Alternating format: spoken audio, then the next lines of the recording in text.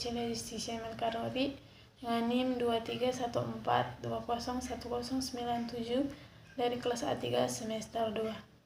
Saya membuat video ini untuk memenuhi tugas ujian akhir semester dari mata kuliah Keterampilan Dasar Keperawatan dengan dosen pengampu Nurse Engri Nindi Eskap MKes.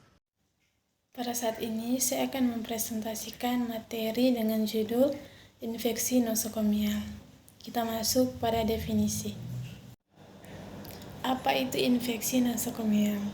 Infeksi nosokomial adalah infeksi yang terjadi di rumah sakit atau fasilitas pelayanan kesehatan setelah dirawat lebih dari 48 jam, di mana sebelum dirawat, pasien tidak memiliki gejala tersebut dan infeksi ini sudah mempengaruhi kesehatan pasien di seluruh dunia. Kita masuk pada tanda dan gejala dari infeksi nosokomial. Tanda dan gejala. Yang pertama, infeksi saluran kemih. Gejala yang umum ditemui adalah nyeri saat buang air kecil, sakit perut, dan kencing berdarah. Yang kedua ada pneumonia. Gejala yang umum ditemui adalah demam, batuk, dan sesak nafas. Yang terakhir, infeksi kulit. Gejala yang umum ditemui adalah ruam, gatal, dan bengkak pada kulit. Kita masuk pada penyebab dari infeksi nosokomial. Penyebab dari infeksi nosokomial yaitu gangguan disebabkan oleh adanya bakteri yang ada di rumah sakit. Bakteri tersebut bisa didapat dari orang lain yang ada di rumah sakit. Bakteri yang menjadi flora normal atau bakteri yang secara normal ada di dalam tubuh dan pada keadaan normal tidak menyebabkan gangguan. Atau bakteri yang mengontaminasi lingkungan dan alat-alat di rumah sakit. Di samping itu, jamur, virus, dan parasit juga dapat menjadi penyebab infeksi nosokomial.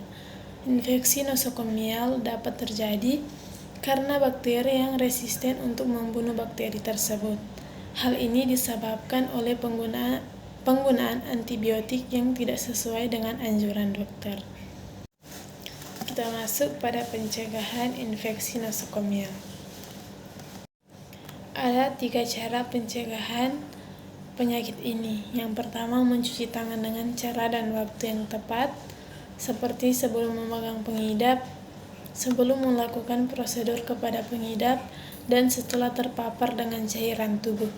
Yang kedua, menempatkan pasien dengan daya tahan tubuh yang rendah atau pengidap yang berpotensi untuk menularkan penyakit di ruang isolasi.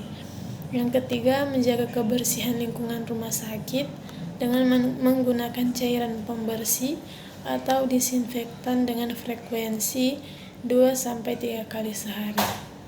Kita masuk pada 5 momen mencuci tangan. Yang pertama, sebelum kontak dengan pasien. Yang kedua, sesudah terkena cairan tubuh pasien. Dan yang ketiga, sebelum melakukan tindakan aseptik. Yang keempat, sesudah terkontak dengan pasien. Dan kelima, sesudah terkontak dengan lingkungan pasien. Kita masuk pada 6 langkah mencuci tangan. Yang pertama, basahi tangan, gosok sabun pada telapak tangan, kemudian usap dan gosok kedua tangan secara lembut dengan arah memutar. Yang kedua, usap dan gosok juga kedua punggung tangan secara bergantian. Yang ketiga, gosok sela-sela jari tangan hingga bersih. Yang keempat, bersihkan ujung jari secara bergantian dengan posisi saling mencuci. Yang kelima, gosok dan putar kedua ibu jari secara bergantian. Yang keenam, letakkan ujung jari telapak tangan, kemudian gosok perlahan, bilas dengan air bersih dan keringkan. Kita masuk pada pengobatan infeksi nosokomial. Pengobatan awal untuk infeksi nosokomial adalah pemberian antibiotik secara empiris, yaitu pemberian antibiotik yang tidak spesifik sebelum ada hasil dari kultur. Setelah ada hasil pemeriksaan kultur, Pemberian antibiotik akan disesuaikan dengan jenis bakteri secara lebih spesifik.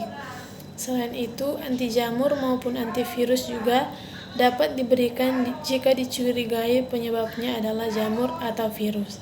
Seluruh alat yang menempel pada tubuh dan mengakibatkan infeksi seperti kateter, selang nafas, selang infus, atau lainnya jika memungkinkan segera dicabut.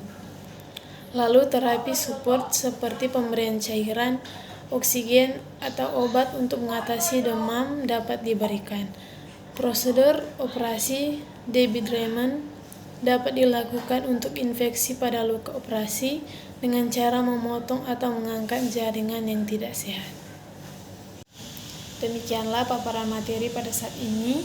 Mohon maaf jika ada salah kata atau penyebutan. Bagi teman-teman yang masih bingung mencari universitas, khususnya Fakultas Keperawatan, mari bergabung bersama kami di Universitas Pembangunan Indonesia Manado. Terima kasih.